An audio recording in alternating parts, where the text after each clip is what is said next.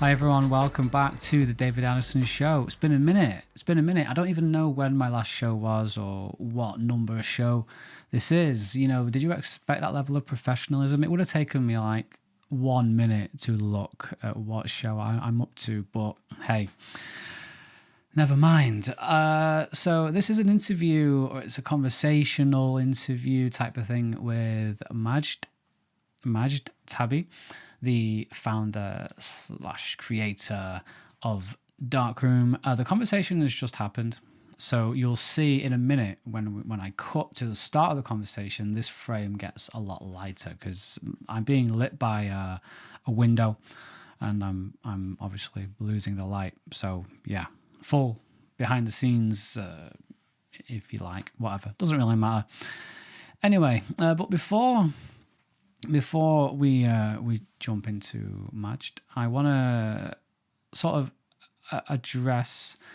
Well, I don't want to address anything really. I just want to go through some comments because I haven't responded to any of the comments. I don't think on the reflex video, my last video that I released in. Again, I don't even know when I released this video. End of January, was it?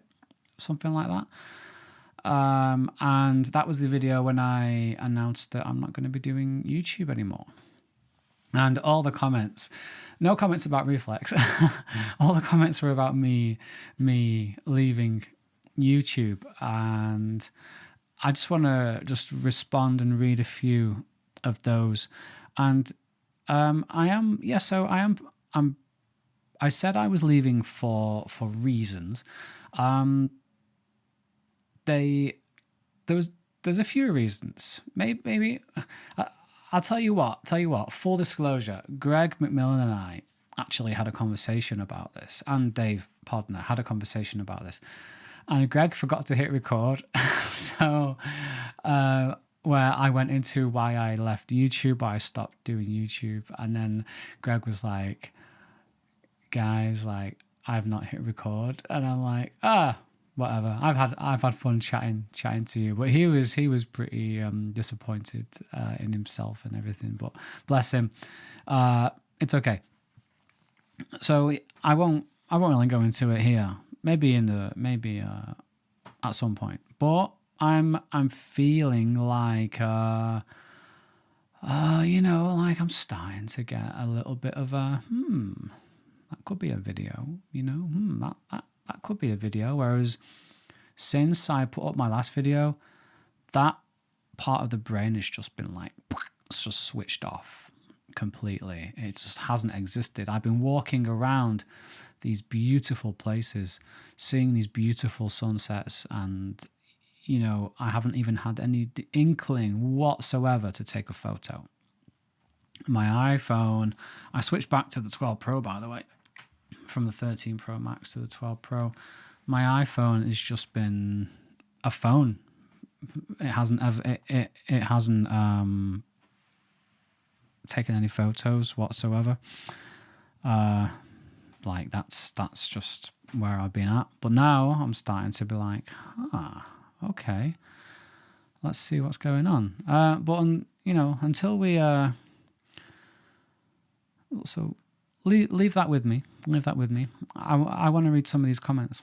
So I've got one here from I haven't read these yet, by the way. Joel Peters. I don't know you personally, but your work has impacted me as well as a lot of others. So much that I feel like I've lost a good friend. Oh, mate. Don't. Just, nah. I can't believe good old reliable David is packing up. Hey, come on. Backhanded compliment. We'll miss you, and I hope you find peace in your decision. And if not, your fans will be waiting right here for you when you return. Take care. Yeah, I did. I found a lot of peace over the past few months. I'm very zen now. I'm very calm. I'm very happy. So thank you, Joel. And your fans will be waiting right here for you for your return. I shall return, and it's gonna be bloody epic.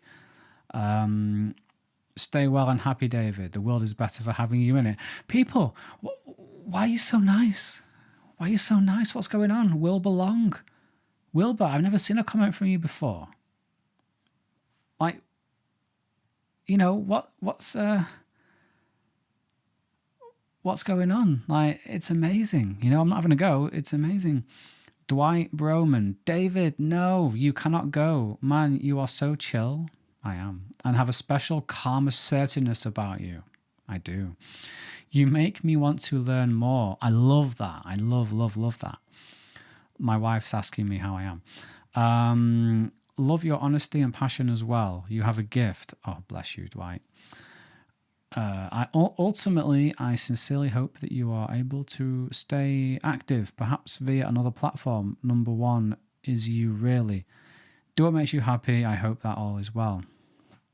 Thank you, Dwight. I really appreciate that. I'm not going to be able to read all these, by the way. There's so many. There's 70 comments in total. So I'll read a couple more and then we'll get into my conversation with Majd.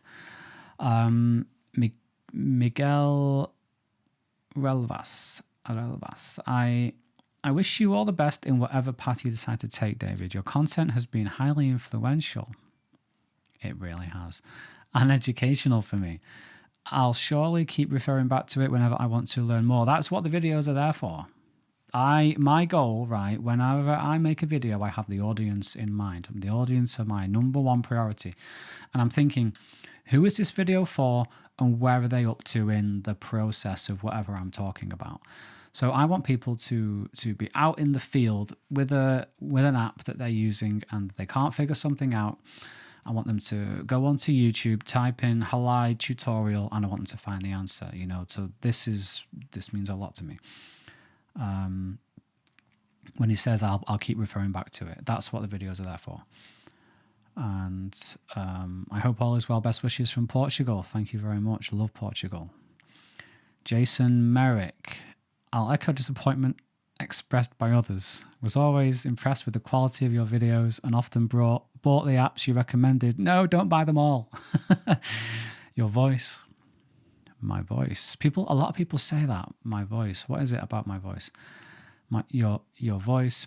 I'm very conscious about it now. Your voice, perspective, and presence will truly be missed. Best regards. Thank you, Jason Merrick. Laurie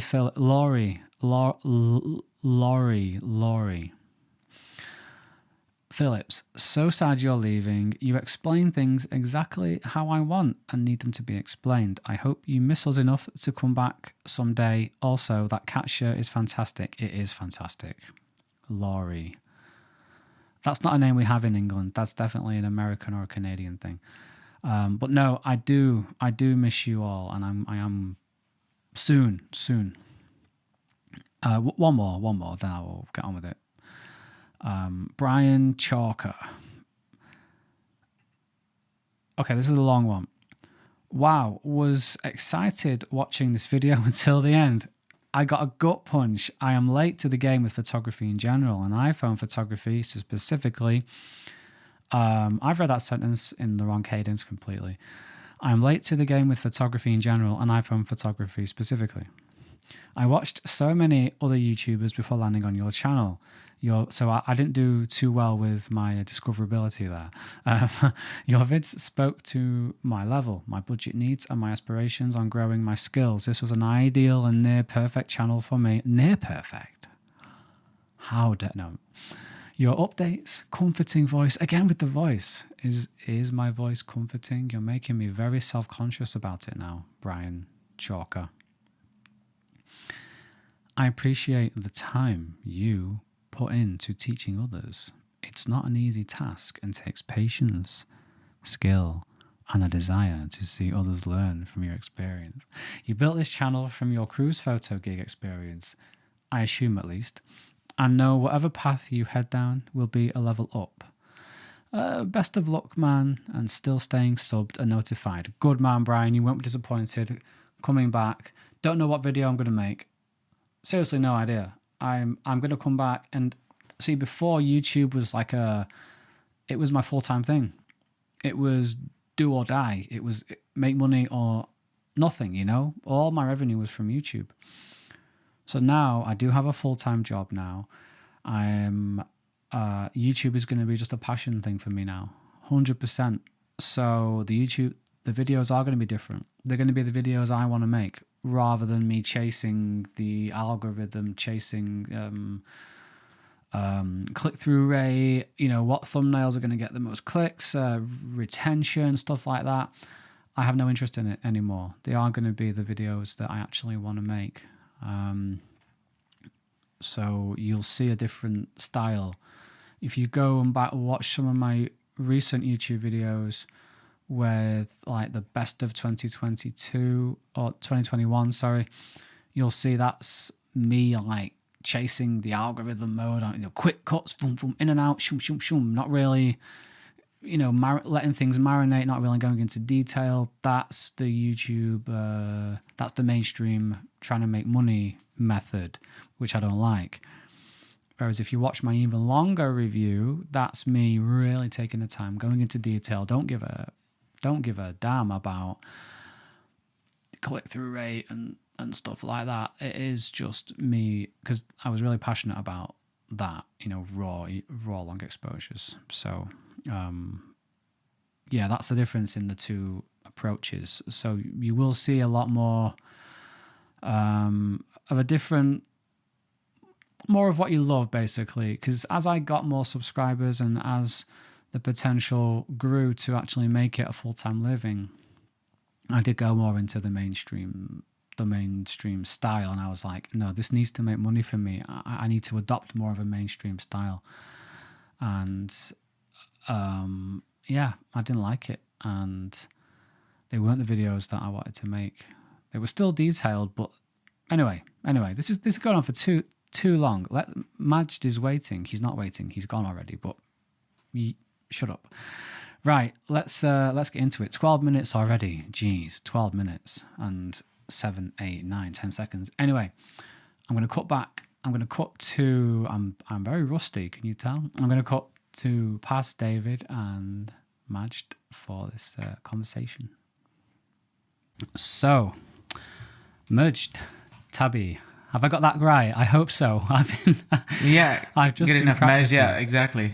Yeah, it's not easy. It doesn't roll off the tongue in English. That's no excuse. That is no excuse. Yeah, welcome to the David Addison Show, Majd. I've forgotten which episode I'm up to. I'm not professional with this podcast. Episode 8 or 9, something like that. But That no, sounds thank great. you. Well, glad to be here. Thank you for having me on. No, you're very welcome. Someone who I've wanted to speak to for a long time. Someone who I'm quite fond of for a couple of reasons. Maybe I'll tell you. Yeah, maybe if I'm lucky enough. Yeah. Tell you what, I watched my first Darkroom video back the other day. It was uploaded May or June 2020, which seems so long ago. And there's a nice comment from the Darkroom YouTube account on there. Well, I say it's nice. It just says, "Thanks for the honest review," which doesn't tell me whether or not you liked the video. So I want to ask you if you can even remember my first Darkroom video. Well, do you recall it at all? I do. I believe it was me who left that comment. Oh, nice. Yeah, so actually, I mean, like we'll talk about Darkroom and stuff, but I wanted to kind of start out by also talking to you about your work and your YouTube channel, because that's actually, I was going to talk about the first Darkroom review that you did, because that was when you kind of came on my radar. Every now and then I like to just see if people have put up content around Darkroom, just to kind of get a sense for what the community is thinking. And your review really, really stood out to me for a couple of reasons. The first is the production value, right? Like there's just a higher production quality than here's a talking head on like a desk trying to pump out content. So it stood out in that regard. But there was like we've been around for 7 years. We send out press releases whenever there's a big update coming up, and usually the articles are more or less copy pasted from what we send. And so the amount of it's hard for me to gauge how much intentionality was put behind the review and how much editorializing was put and what people are actually thinking about it. And what stood out to me about your review of Darkroom was it was very clear that you lived with it and spent time with it and thought about it. It wasn't, here's this cool new app, you should like check it out. Here are the top 5 features from it. And the reason that resonated so much with me is because as you noted in your review, is what makes Darkroom special is in some ways what it doesn't have as much as what it does have. And what I mean by that is so many iPhone photo editing apps make no decision to leave something out. And that actually impacts your experience using the product. Because from our perspective, every product you use is a set of trade-offs. And then like different products make different sets of trade-offs to optimize for different outcomes. And you got that out of Darkroom. You understood what it was we were trying to go for, what it was we were trying to optimize for. And you understood kind of the hidden like message we were trying to send out to the world through our workflow decisions, through our trade-offs, through our design decisions. And I thought that was really, really like rewarding and validating because you talked about how fast it was to go through the library. You know, we're still, other than the Photos app, actually even the Photos app doesn't allow you to do this, is open a photo, make some changes and go to the next photo.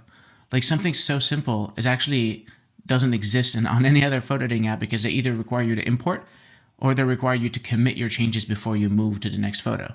Yeah. And to me, that completely breaks the entire point of having a fast, efficient workflow because now I'm either managing multiple libraries or it makes it really difficult to pick from 5 options of the same shot, which is how everyone shoots. We're not doing like large format photo where you get like one shot and then you're setting up on a tripod and spending 30 minutes trying to take a photo, you know?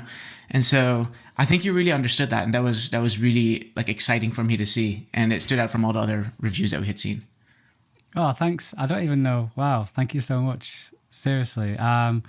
It's funny. First of all, you should mention a production value. That's one of the things I'm quite embarrassed about. It's very bad now when I look back. I'm wearing this lav mic and I'm shouting into it and the lighting's anyway.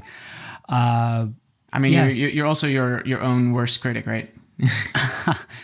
Yeah, I suppose. Yeah. But no, yeah, I did spend a lot of time with it, and I'll go into a little bit later on in our conversation my experience with Darkroom because I came from Lightroom, and I do this with all my reviews. I want to live in the app I'm reviewing for a bit, and like later on, I want to talk about the switching process from one editing app to the other because I think that's a very important thing. But you also have delved into taking your first steps into presenting YouTube videos. I know you've made YouTube videos for years with Darkroom, but you've actually put yourself on the camera and taken people through some of Darkroom's new features. How was that for you jumping into, well, my world essentially? Yeah, I mean, it was so interesting. It's funny because when I came into it, I kind of took some of my product development experience into it. And what I mean by that is, okay, like I have a project that I want to start and finish. And the thing that's nice about YouTube videos that's different from an app is you can't really update a video that's been published. It's kind of like making a book. You're producing a completed piece. And at some point there's like, we're done, we're exporting, we're uploading, and we're not going to just patch this video in a way. And so it has a much more clearly defined beginning, middle, and end in terms of the production process. And that was kind of refreshing to me because so much of what we do is like, oh, we need to get everything done, but we don't have 6 years to work on it. And so we need to make some cuts. And when do you make the cut? Like, how do you decide we're done now? How do you decide like, we'll just add this one thing or we won't? And I found myself actually falling into that same problem with making a YouTube video because it took me almost a month to put together that first video. And it's because I had to, you see this like video and like camcorder set up behind me is I had to I had to invest in some equipment because, you know, the Darkroom video is representing the Darkroom brand and it's a high-end photo editing application, in which case you can't have low production value content selling you high production value tooling. Yeah. And so the base minimum that we had for production value was actually much higher than I would suggest anyone actually do because expensive. It's a lot of space. I have to like navigate around a maze in my office now to get in and out of cables and lights and whatnot. And so that took a while to just figure out. And then the thing that was almost an insurmountable challenge for me was figuring out what to say. I think the first minute of talking in the video took me 3 weeks. And I definitely knew halfway through that I was getting sucked into this, imagine you have to finish, you have to put a deadline, and it is what it is, and you have to improve with the next video. So there is a sense of that iterative process, but it just felt really difficult for me to come around to that. And so I spent so much time rewriting the first 2 sentences. And what's funny about it is when I look back at the video now, the first 2 sentences are the most unnatural of the video. and what I was trying to do was convey technical information. So I wanted to make sure everything that I said was complete. So the information I wanted to make sure was complete. And so I scripted every word in the first part of the video. And at some point it took so long to just get to the heart of the video that I decided to not do that anymore. I decided to just freeform it, and you can see me relax in the video. And so like knowing the balance of when to stop and understanding like what is realistic to accomplish in one video. I also started with about 8 minutes and cut it down to almost half of that. And so just the amount of, and even after I finished cutting all that, there was still more I could have cut out that once I watched the video post upload, I was like, man, why did I keep that in? So the amount of cutting that I had to do was just incredible. The amount of time it took to edit and sync to like beats and the music, just all of that took so much time. Honestly, it was just like an enormous amount of time that I can't believe people do this and like upload a video every week. Like I kept pushing through it because I wanted to believe that the 5th video was going to take much less time than the first video. Ironically enough, right after I made that video, we got super busy with the release of Darkroom 6.0. And so I got so busy with that, I didn't work on it. And now I'm revisiting the effort to actually produce more video content. And so it took a little break in between. But scripting and deciding what to talk about and deciding what to cut later are just incredibly challenging. Ironically, because I work in video grading and photo editing so much, the actual assembly of the video and making the colors look good felt natural to me. The settings in the camera, making sure it was 10-bit, making sure it was 4K, like setting all that up, that was fine. It was the scripting that was, and still is, honestly, like I'm still iterating on that, and the teleprompter and figuring out the workflow of how do I change a word without spending 5 minutes going back to my computer, copy, pasting onto the iPad, and it was a mess. Yeah, it's tough. I don't imagine you'd have time, would you, with your busy, I mean, again, I'll ask you in a few moments, working on Darkroom plus working on YouTube videos, they're essentially like both full-time things. So I don't know how you would balance. We're outsourcing part of it is how I'm planning on doing it. So we actually started working with Julian Clark from Foreground Films on the launch video for Darkroom. So I'm not, I have neither the interest nor the time nor skills to figure out motion graphics. Like I could do it if I decided it was something I want to do and it sounds really cool, but the time investment is just out of reach to figure it out. So we worked with him on the motion graphics for the star field and the transition of the text and the editing and the timing with the music. So all the post-production work and the editing, I'm going to outsource. And then there's the production work that we found one person, Jackson Hayes, who can help us with the actual production because he lives in Los Angeles as well. You might know him from his YouTube channel. And so we might start working on that. The only problem is managing the cost as well, because once you start outsourcing, then the cost of each video runs into the thousands, and then it becomes a question of return on investment and stuff like that. So we're trying to play with it. I think that's how you do it: is you get help. It takes a village. Exactly. Well, that's one of the reasons, to be completely honest, that I stepped away from my YouTube channel. I'm on a hiatus at the moment. When I upload this, it's going to come from nowhere. People aren't even going to have a clue. It's going to be my first video in, I'm going to check my watch, as you do for the date these days, 3 months. So it's, it's going to be... So what I'm hearing from you is no pressure, right? No pressure, yeah. But I don't have the same sort of... expectations, as you say, you're making this high-end editing app and you have to have everything perfect. Me, nah, I'm in front of my wardrobe. I'm not really too bothered. Great. I mean, maybe that's wrong. Maybe people just want the content. They don't care about like how good the lighting is in the background. Like they just want to know how to edit photos. Exactly. Like some of my most viewed, most liked, most acclaimed videos, the production quality is the worst. But if you look at the actual content, it's, people comment why they like the video, don't they? Or I wish they would tell me more why they actually liked it and why they disliked it. But people like how I go into detail, and you obviously liked it too. Mm-hmm. And they are willing to forgive the production value. But as you were saying on ROI, like, you put in those hours, well, weeks and months in your case, and sometimes in my case too, and you're investing all this money. I know how expensive it can be to outsource, and then the video just doesn't.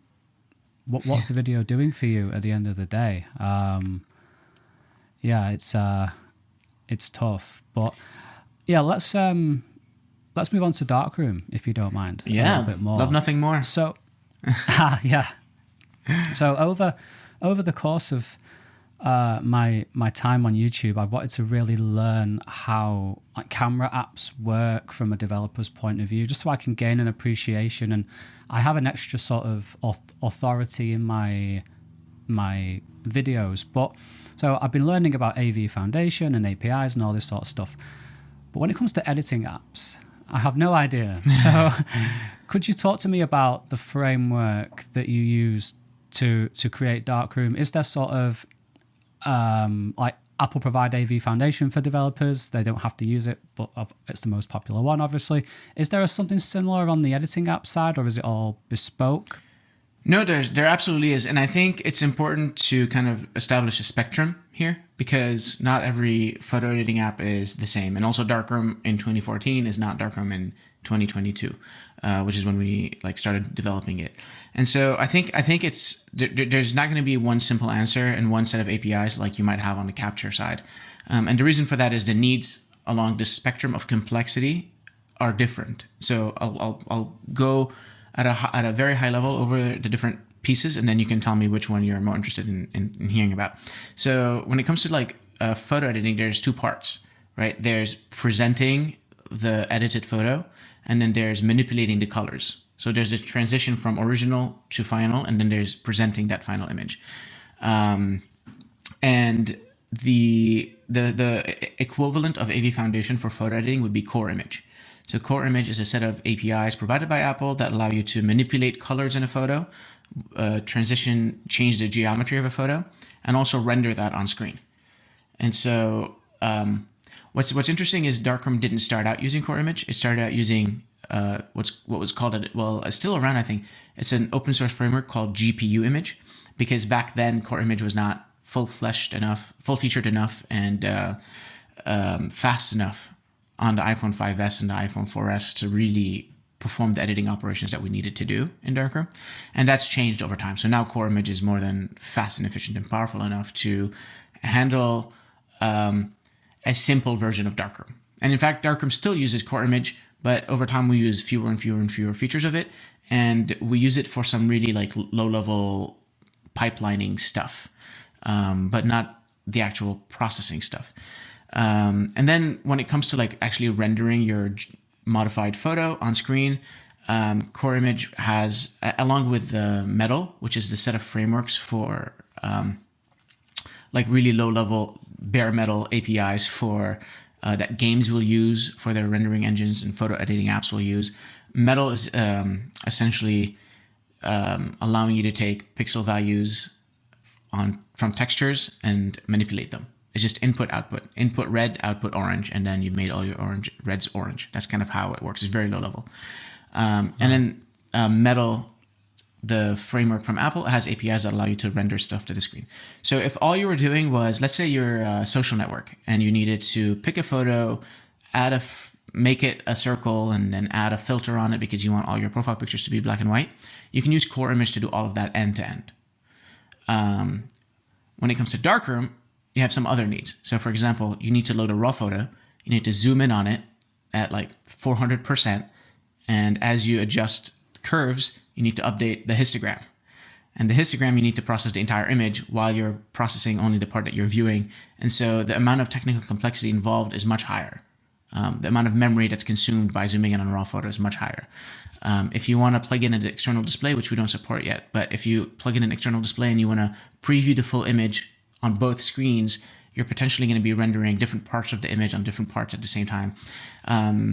So that gets much more complicated. And then on the actual editing side, like how is the pixel mapping from one color to another happening? What Core Image provides you, I think, like 150 plus filters of different effects that you can create on a photo. So you can blur it, you can change brightness, contrast, saturation, sharpness. You can do all that with built-in APIs on Core Image. The problem is it's not what a high-level photographer would expect from their tools.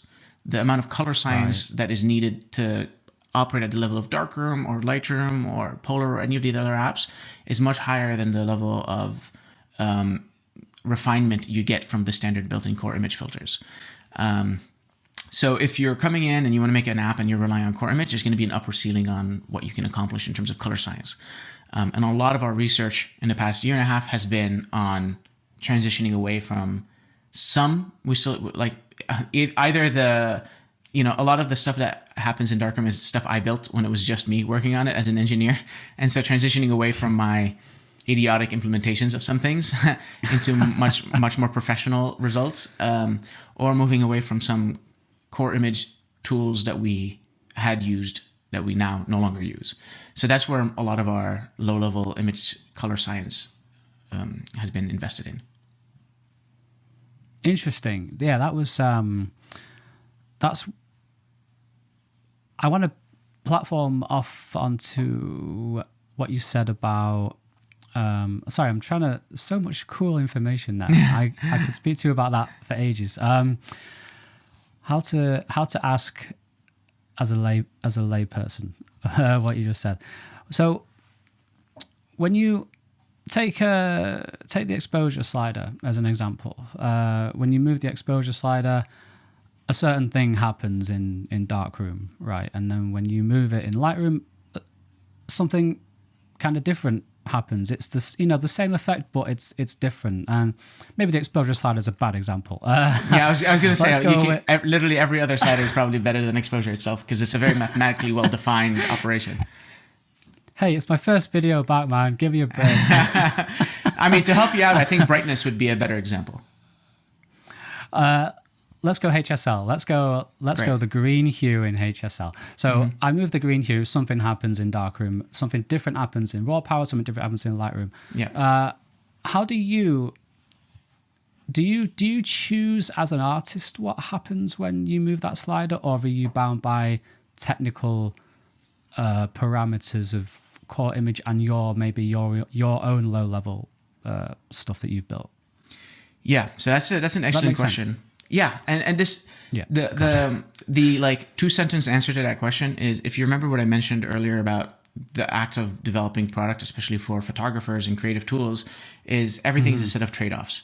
And so like it just the question of why does the green hue in Darkroom do something different from what the green hue does in Lightroom is a question of like, who is it built for and what are we optimizing for? And different apps and different companies are optimizing for different things and also have different philosophies. Right. And so one app might optimize for technical accuracy and another app might prioritize for usability and intent.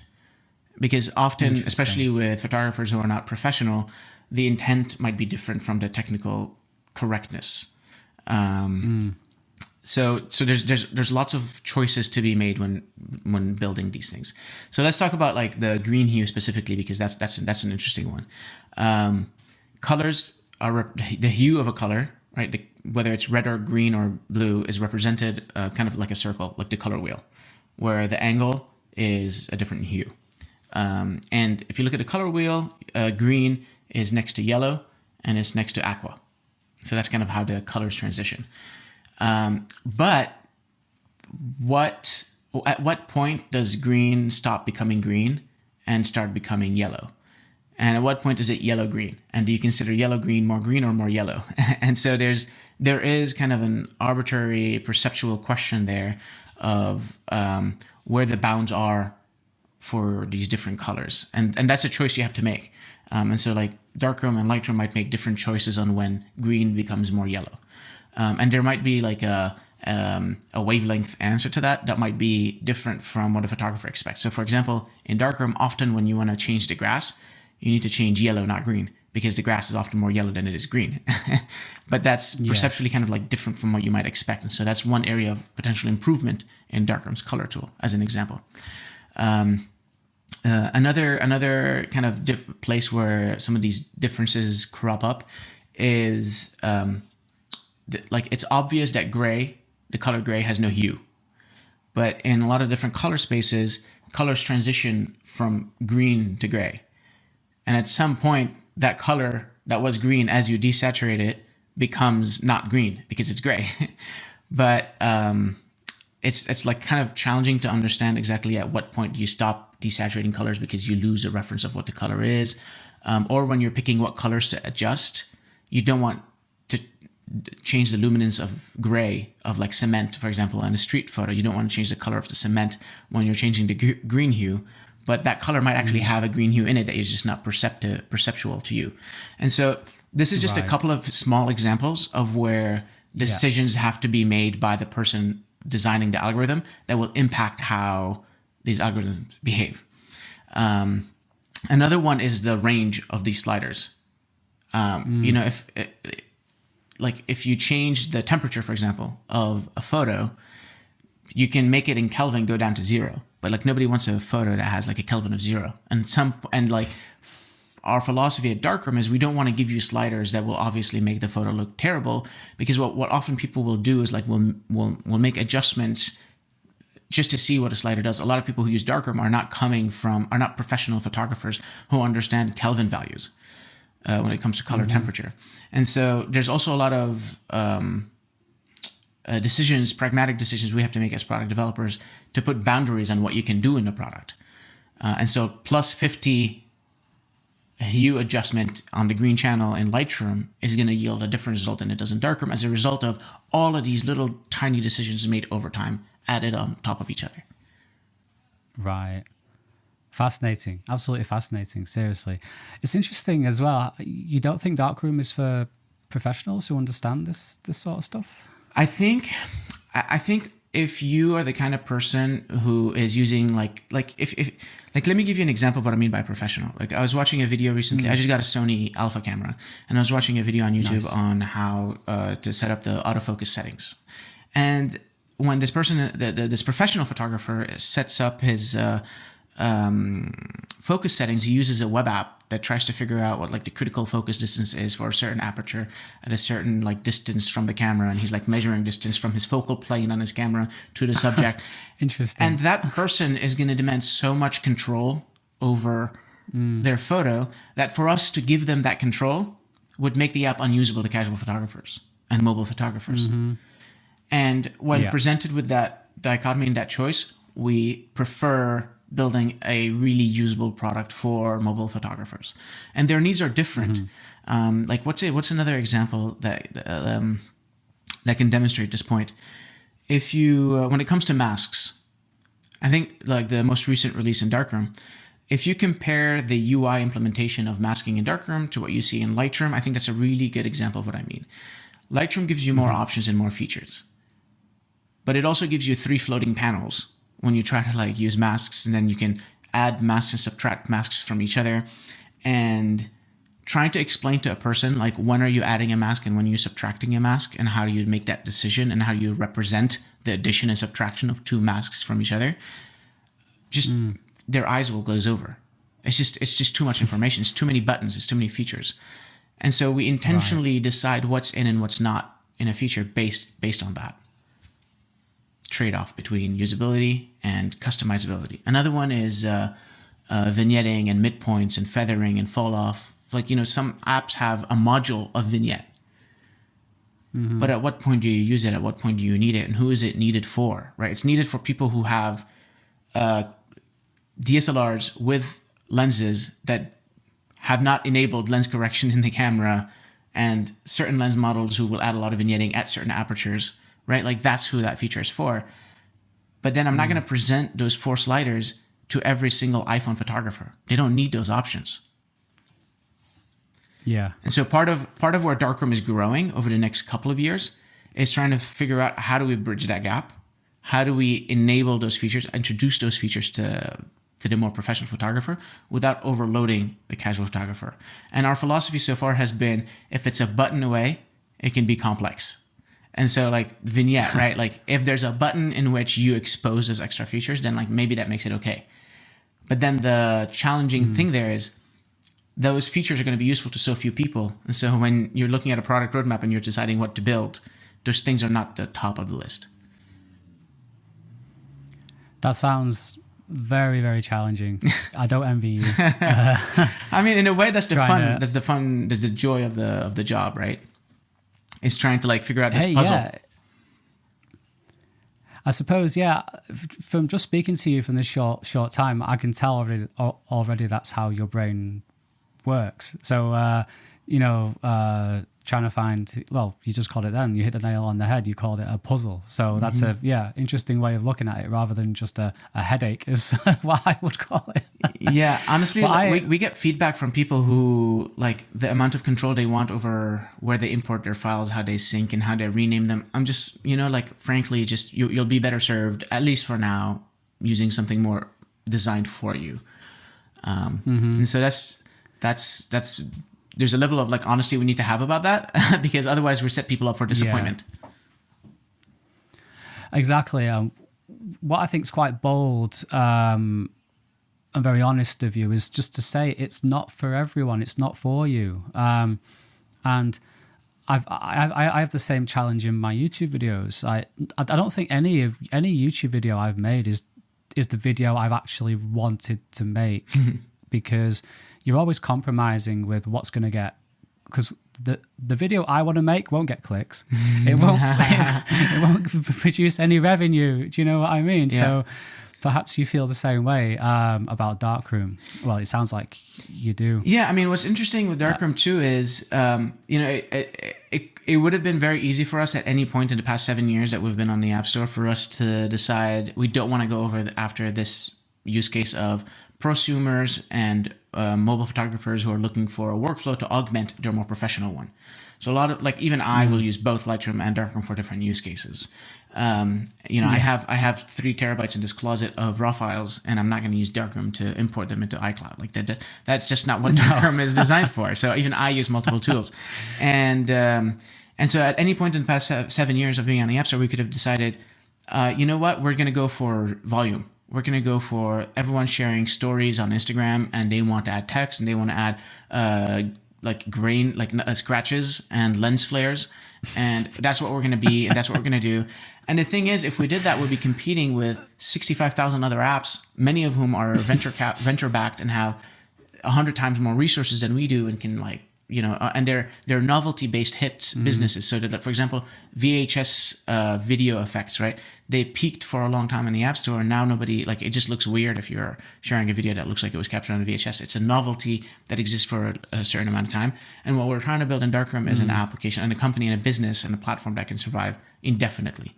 And so we're trying to go after an evergreen use case that will never get old. And as far as we believe, people will continue to take photos and people will continue want to edit a subset of them to make them look cohesive and make them look professional and share them wherever that may be. For me, I've mainly stopped sharing to social media. I mainly print and view for personal use. And so my needs are changing as I age and I'm no longer a 23-year-old kid.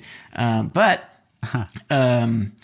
the thing that's always been true for Darkroom is we've existed between the professional and the casual person who doesn't need anything more than what they're getting from the Instagram app. And over time, we definitely are leaning more heavily towards a professional use case. But because we're a bootstrap independent company, we can't hire 50 or 100 developers to build everything all at once and release it in a year. And so we have to be really intentional about how we grow from where we are to a more complete product solution for a more professional photographer. And so hopefully what people see over time is as we have these releases that keep coming out, they keep taking steps towards a future which a professional can actually use Darkroom for their entire end-to-end suite. We might be a couple of years away from that. And in the meantime, Darkroom is an excellent way to augment your professional workflow with something faster, more mobile friendly. Absolutely. One of the reasons I switched to Darkroom, and I did switch for like, how long did I switch like 100% for? It was a long time. And I occasionally I would try and I would download Lightroom again, and I would open it, and I'm like, ugh, and I'd just get rid of it. But I'll get onto that in just a second. Where was I going? Yes. After, I mean, you may not be able to tell by this setup, but I am a professional. I am paid for my work. And after using Lightroom for, God, since I think version 3 or 4, so quite a long time, I just love, like, oh my God, it's so simple, if you like. I feel like I'm enjoying my photography again with Darkroom, whereas with Lightroom, it's become associated with, it's a job, you know, it's like a factory, go into the factory almost. Whereas Darkroom is like, it's very, I don't know, pleasurable. I mean, I think I appreciate you saying that, because, and again, like, this is what I was saying when I was telling you about your video, is like Darkroom is a product of, at this point, tens of thousands of individual little decisions, and all those decisions we make, we try to like spark joy. We try to like add emotionality and warmth to the product. And it's like, it manifested itself in like big and small ways, you know, like just the way the gestures work, the way like, and credit in large part to this goes to my co-founder, Jasper Hauser, who's his own critically acclaimed designer. And so we're very lucky to work together and for so long. And the Apple Design Award we won in 2020 was his third Apple Design Award, which gives you an indication of the caliber and experience that he has. And you know, Jasper's big like kind of hill that he's willing to die on is lack of modality in the app. He doesn't want you to like open a button and then when you tap on this button, the way the app behaves changes. And I think it makes designing and developing products extremely difficult and challenging because you're kind of constrained by these design constraints. But out of that constraint comes a product in which you feel liberated and you feel free. It feels like as you navigate from part to part, nothing is getting in your way. And so the distance between intent and action and reaction is very tight. Whereas in a lot of other applications, like, and again, it's not just Lightroom. I don't want to like harp on Lightroom, but in a lot of other applications, tapping a button means you need to tap on another button to confirm before you can do anything else. And that just feels like you're bumping against walls if you're trying to get into the flow and trying to understand how to use a product. No, exactly. You know, Jasper's philosophy sounds like, I think it was Tony Fadell, who is known as like the father of the iPod. I think he said, it might not have been him, but I heard someone from that sort of ilk say that Steve Jobs wanted, when they were developing the iPod, he wanted to get anywhere in the iPod in three clicks. That was the rule. You had to go from A to B in 3 clicks, max. And I feel now just using like the music app on my phone, oh my God, it's a nightmare. It's an absolute nightmare. And if Steve could see it, he'd be like, what the hell is this? Yeah. Like, what happened to the 3-click thing? So I think it's a good barrier. I don't know. Constraint. Limitation, if you want to call it. Constraint. If you want to even look at it as a constraint to have on yourself, because the alternative is just a big bloat mess of just... Yeah, it's just not what you... we have... But... Go ahead. No, sorry, go on. Yeah, we have like what we describe as the happy path in Darkroom, which is like the 90%. I love that. Yeah, the 90% use case, right? The 90% use case of Darkroom is you open it, you tap on one of the photos you just captured, you apply a filter, you export it, and you go. And we actually met, like when designing Darkroom, and originally we measured it as a metric, is number of taps. And we compared it against all the other apps, which require you to import, select a photo, confirm, tap on edit, navigate to the tool, select a filter, confirm, and navigate out so that you can get to the export. And so I think at the time it was like some apps are 11 taps to perform the same action that it took 4 taps in Darkroom to do.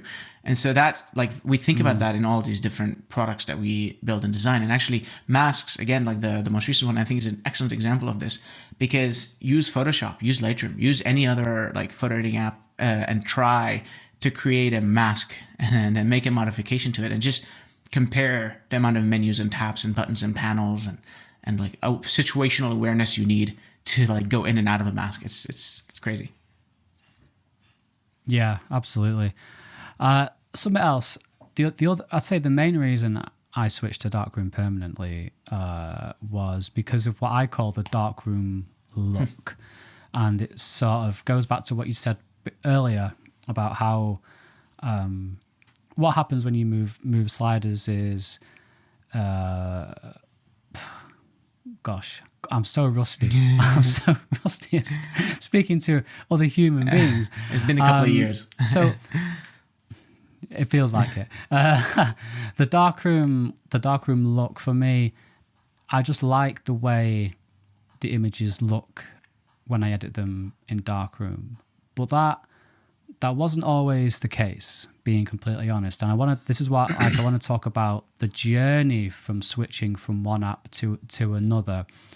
Are you aware of the adjustment it takes photographers, the mental and maybe the perceptual, if that's a word, right? The perception between different apps. Like, so when I first switched to Darkroom, I hated how my edits looked in Darkroom, because I was used to Lightroom for God knows how many years, probably more than 10 years. But then the more you use it, it's like, oh, wow, this actually looks really, really good. And then the opposite happens. I try and switch back to Lightroom, and that looks like garbage. Now and then, do you know what I mean? Absolutely, so, yeah. But that transition can take quite a long time. You know, do you ever think about this transition when you're marketing Darkroom, or when you get people to switch to Darkroom or something like that? Yeah, absolutely. I mean, anytime you get someone who has a habit around one thing, and you're trying to get them to switch their habit, like, it's not just in photo editing apps or workflows or even professional workflows, but just generally in life, it's just really difficult to switch a habit once a habit is formed. And like, entire businesses have been built around making you form a habit and like making it difficult to switch. So I'm aware of the challenge that we face, and the way I think about that is Darkroom has to be radically better than the alternative to get you to want to switch. And so let's talk about Lightroom. And again, like we think about this in a bunch of other apps. We don't only think about Lightroom versus Darkroom, but I think it's just the most successful because it's fantastic, right? Yeah. It's a fantastic piece of software that we all use internally on the team as well. Yeah. So we're not trying to like take down Adobe. You know, we're just trying to build something that's better for a different set of people on a different set of platforms. But if you're an iPhone native photographer, and what I mean by that is not only you use the iPhone as a camera, what I mean is you use the iPhone as an iPad as an editing destination. If you're a mobile photographer, then to use Lightroom, you're signing up for 2 libraries that have to be maintained. You're signing up for an import process that has to be like explicitly separated. And for some people, they actually want that. Some people hate that they have to import their raw files into the iCloud photo library and combine their serious photos with their casual photos. For a lot of other people, they don't want to think about where a photo is. For a lot of other people, it's just, you know, I took a photo. I want to like be able to like view it and edit it and share it. And when I go to share it in WhatsApp, I don't want to go to another photo, find it, open it, export it to the photo library, which by the way, now it's duplicated in both places, and then go to WhatsApp and be able to access it. Like, your photos are hidden behind this walled garden. And so if you're that kind of person, the Lightroom workflow, when you see it, is drastically better than the one from Lightroom. And so that makes the costing switch worth it. And that's kind of how we think about it, is like, what can we do in Darkroom to make switching from the alternative that people are using obvious? You should be thinking of it as, it's actually costing me more time to continue using what I'm doing, because now that I know that there's Darkroom, every time you go to import a photo or export it to share on WhatsApp, that's time lost. Is how like we want people to think about it. Every time you like forget where a photo is, it's not just workflow. It's the look of how the edits look. Yeah. So that there. When it comes to the look of the photo, there's two things that I think differentiate it. The first is what we talked about, which is 1,000 little decisions and choices around how the curves look, what colors they affect the color space that we operate in. Like to give you an example of that is we had like a hard rule that the brightness slider should never clip colors. And the reason for that is because a lot of people using brightness are using it after color correcting.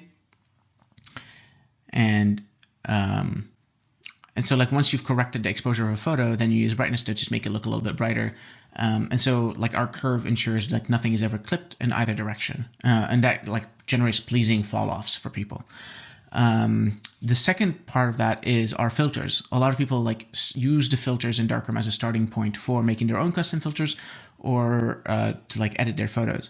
And I think this is a place where Lightroom falls behind Darkroom, because Lightroom is designed to be kind of a neutral voice on which you create your own workflow. And so that creates a barrier of entry where you're either buying LUTs and presets from people, or you end up never creating a look that you're happy with.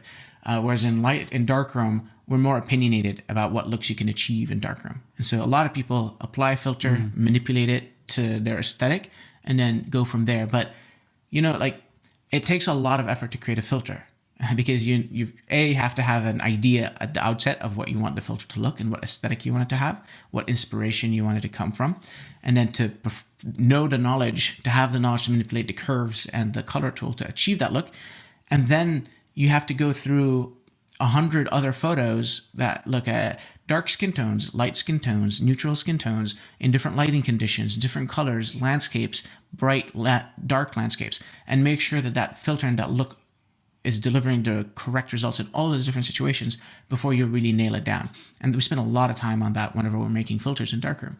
And so I think that's why Darkroom has a look, because it's coming with opinions, whereas a lot of other apps that optimize more for technical neutrality, where we're giving you hammers, we're not giving you kits to build a house, right?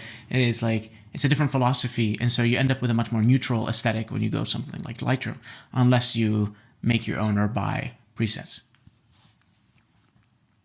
No, absolutely. And I found it changed the way I shot as well, because the edits do different things, as particularly the highlights in Darkroom and the shadows and the curves, which I use a lot. I couldn't shoot like the same settings that I used to, and I enjoyed that challenge. I enjoyed changing my workflow. So I think that's something else to perhaps I would urge photographers to keep in mind when they're switching or thinking of switching or trying Darkroom for the first time.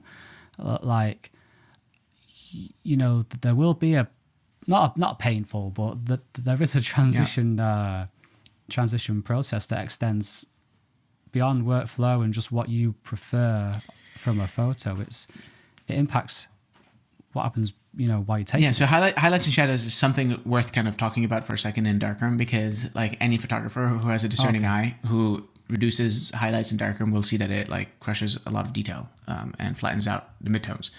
And frankly, that's not great.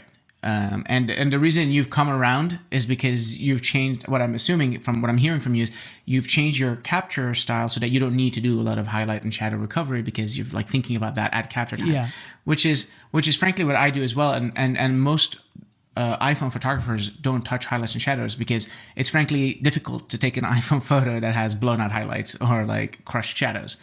This is something that affects more serious photographers who are capturing in RAW, either on iPhone or capturing, you know, even if you capture RAW on iPhone now, the ProRAW will tone map it for you. So like you're not constrained by the quality of those specific tools. But the reason I bring that up and say that is because like we're working on revamping that. And so this is part of what I'm mentioning on when we're doing a lot of investment in the color science of Darkroom under the hood to make sure, because these things are not simple, right? You can't just, you can't take dark pixels and make them brighter and like you've implemented shadows or highlights. There's a lot more that goes into it under the hood because a lot of our perception of detail changes as colors change their luminance. A lot of our perception of contrast changes. And so this goes back to the recurring point of these products are these sliders and these tools are a product of 1,000 small decisions and optimizations and trade-offs. And so we're investing a lot right now in the color science of things like white balance recovery and highlight and shadow recovery in Darkroom. And soon, hopefully, you'll see that bear fruit. Now, anytime you change how one of the core sliders behaves in an app is like a bit of a tricky, touchy, sensitive transition that we'll need to figure out how to manage. And that's part of the process of building this product, is how do we make sure we don't manipulate, we don't change people's photos? How do we make sure that like people's photos can continue to look the way that they used to?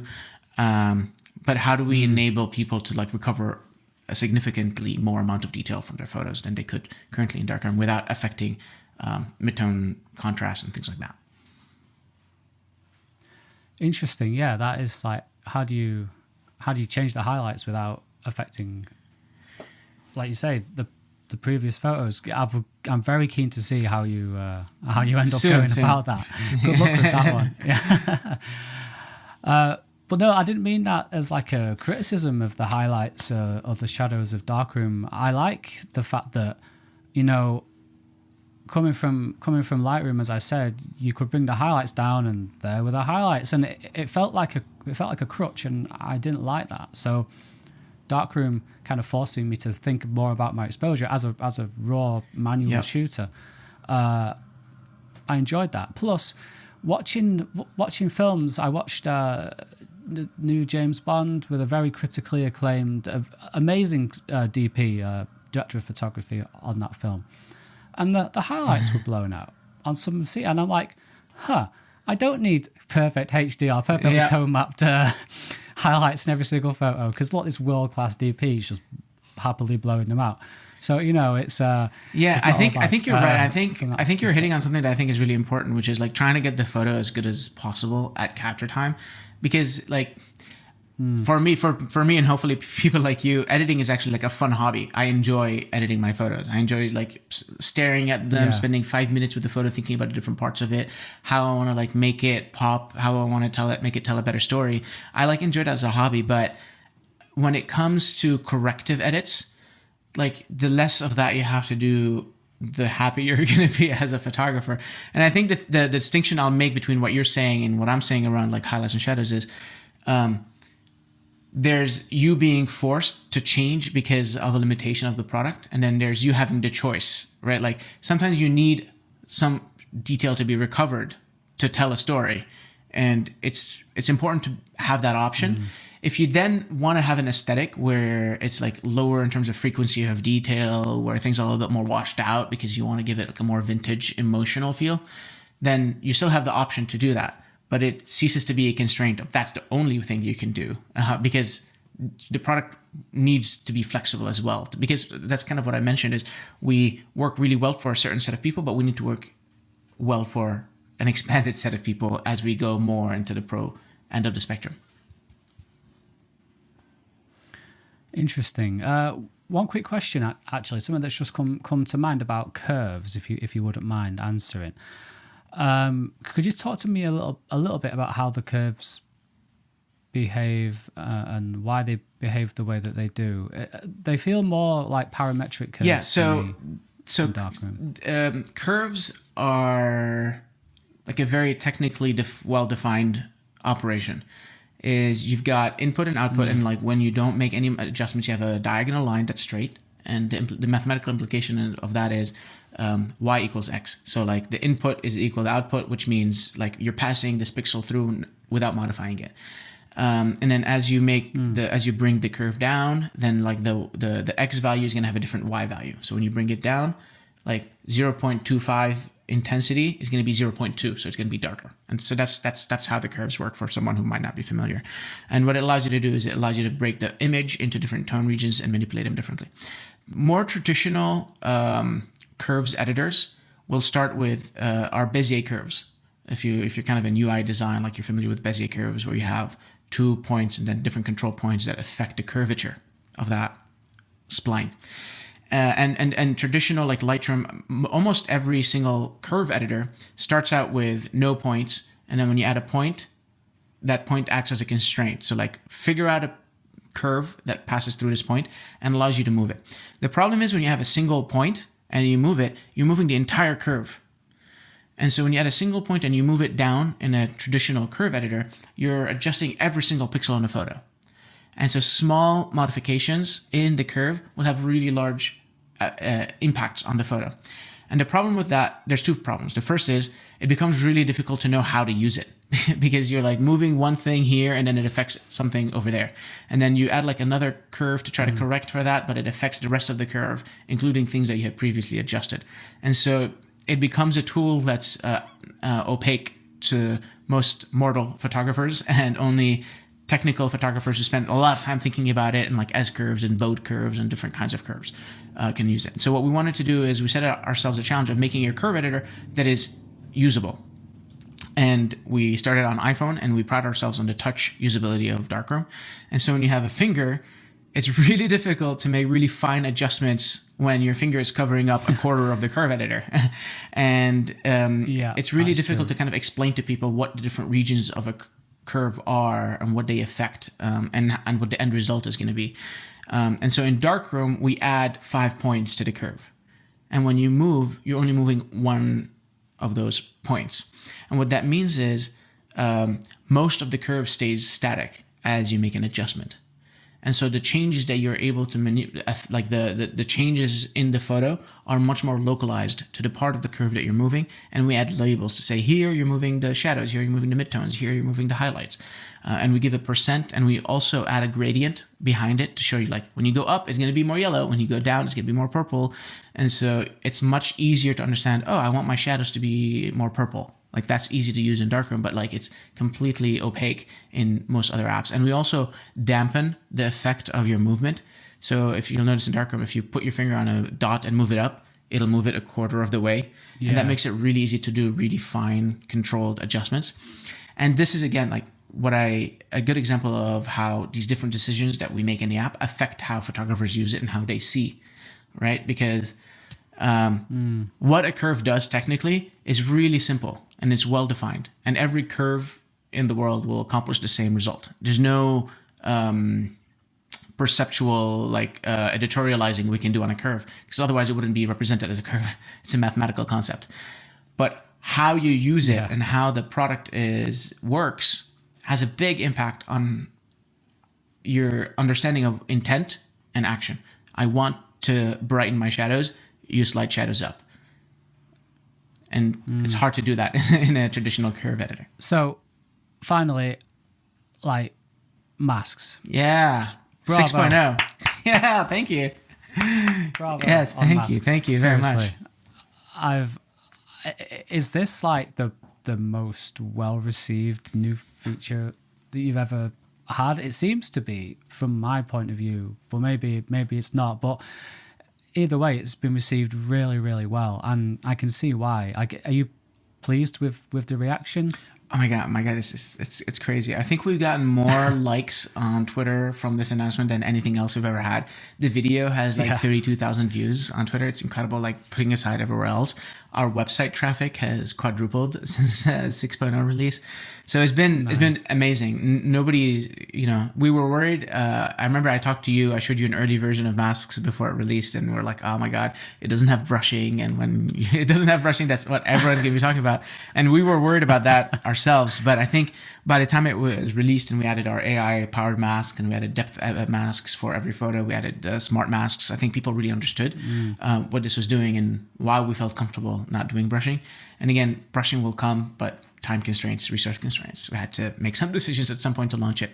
But yeah, it's the biggest feature we've ever done, the most amount of time we've spent working on anything, and the most well-received release we've ever had. For context, behind the scene, every single person at Darkroom was working full-time on masks for 6 months.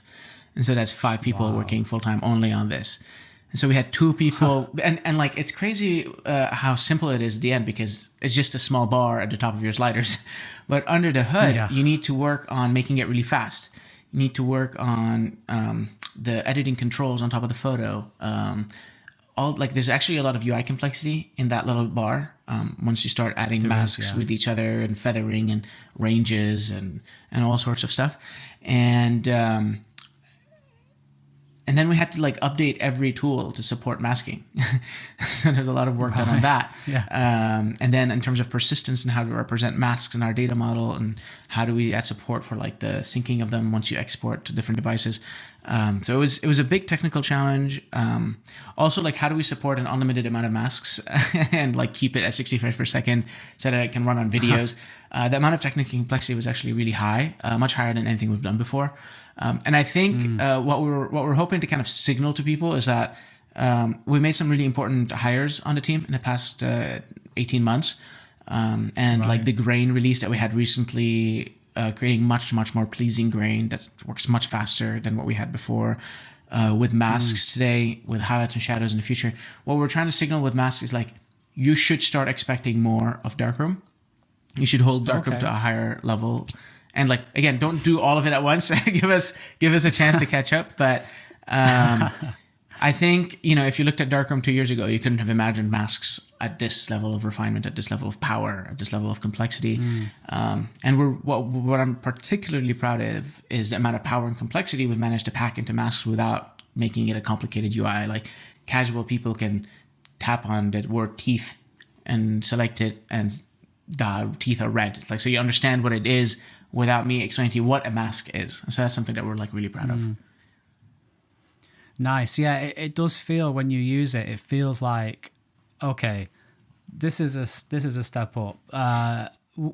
Behind the scenes, did you have to learn new things in order to be able to implement this, or was it just from the new hires, or what did it look like?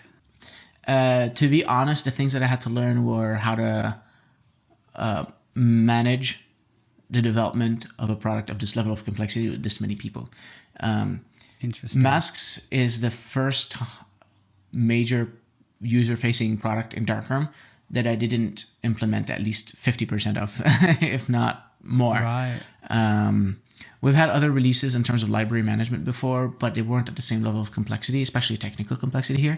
And frankly, I could explain to you at a high level how masking works, but there's a level of detail you can ask me about implementation where I don't know, because it's beyond the scope of my own knowledge, which is actually a good thing, because my own knowledge on computer vision algorithms and machine learning algorithms is lower than what you see in masks. And that's kind of the pleasure of the working with my colleagues who we've brought onto the team, is they're experts, they're domain experts in this, and they can go much deeper, much faster, with much more breadth of knowledge than I ever could. But we had to get all 5 of them to create work that can plug in seamlessly at the end. And that was a new challenge for me. And in many ways, like, it's another puzzle to solve, like not only on the product side, but also on like the teamwork side. And everyone on the team is super stoked about the response. And just, it's like bringing a lot of joy internally that we're able to do this.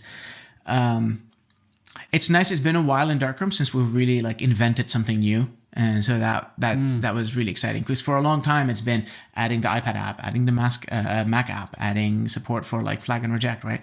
It hasn't felt like we were inventing a new way of doing something or like bringing something new to the table. The product is bringing new things to the table, and making it accessible to Mac and iPad users is bringing something new to the table. But as a photography nerd, as a UI product design nerd, it feels really nice to like really think hard about a problem. Like, how do you solve this like technical challenge? It felt really exciting. Nice. I'm excited too. I'm ready now mentally to get back into YouTube, get back into photography. Dude, I ain't taken a photo in I don't know how long. Like, I've been out of the game completely, but I'm ready now to get back in. And I'm going to be, my Darkroom subscription is up for renewal. All right, hopefully with Mask we've earned renewal. I tell you what, no, it wasn't masks. It was the fact that, you remember when you reached out to me, I don't know when it was, before masks came out, and I said, I'm sorry, I'm not a Darkroom user anymore. I stopped using it. And I thought you were going to block me, remove, and just have a go or something. But you were like, oh no, that's fine. That's cool. Would you mind I don't know, explaining why. And I'll still jump on this call with you and show you this new feature anyway. And I was just like, wow, this is such a cool person, like, to react like that. Seriously. So that's not obviously the only reason I want to renew my Darkroom subscription, is the whole app itself, but your reaction. If you had have just, gone that first way, I'd have said, I probably wouldn't have done it, even as good as Darkroom is. I think people seem to forget, and I try and remind people of this in my videos as well. There are people behind these apps, and a lot of the times you want to use the apps for the people who are behind them. You want to support and use the Darkroom because it is you guys behind it. I use the Reflex app because it's the Reflex team behind it on the camera side. I don't know if you know the Reflex team.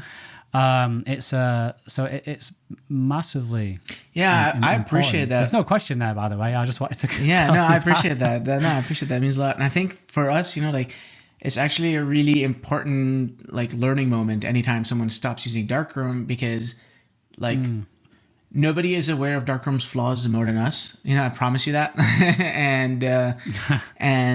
So anytime someone switches to Darkroom and switches back out, then there's really, really critical feedback of, like, okay, like, why? Like, what should we prioritize fixing so that ideally that person would come back to Darkroom, or people who might have the same problem will stop leaving Darkroom.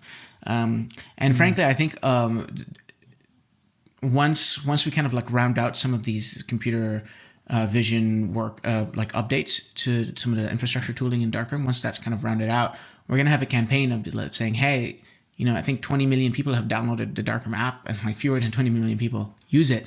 And so we're going to have a campaign of, like, oh, here's, like, give it a try. Like, a lot of things have changed. And so we're looking forward to that. Ideally, you want to use Darkroom just because Darkroom is excellent at what it does, but it's the personal touch of knowing that this is an independent small team working on this with heart that has given us the support we need to hire the people to build the features that will make Darkroom, like, live up to its full potential.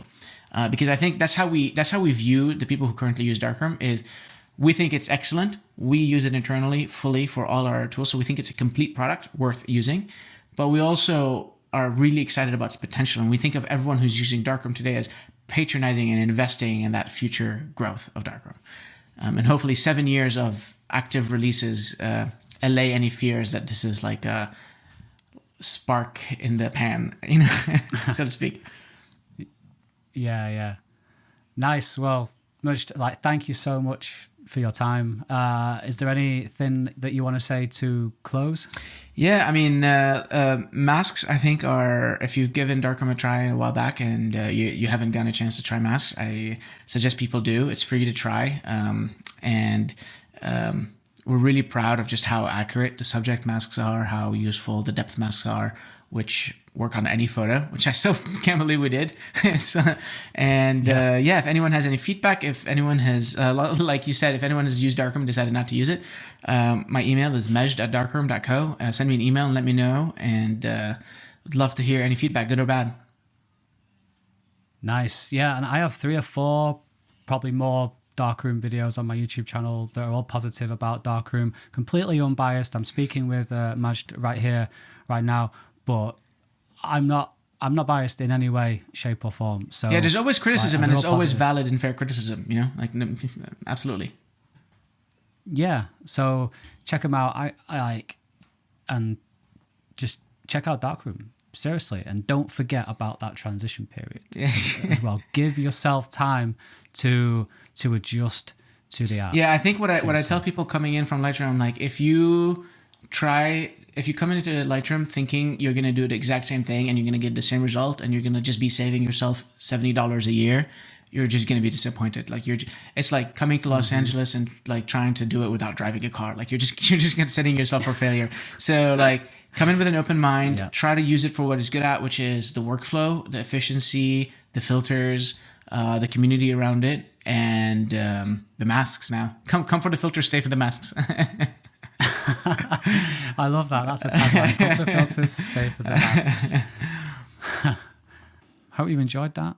And it's good to be back. And this is like a warm-up video for me, being back in front of the camera again for the first time in a while. And yeah, don't know how to sign off, really. How did I used to sign off? Bekarund, Ozibuna, Shinavadem Bekarund, something like that, Nabdibuna. These are all Romanian words, by the way. So yeah, let's do the old sign off.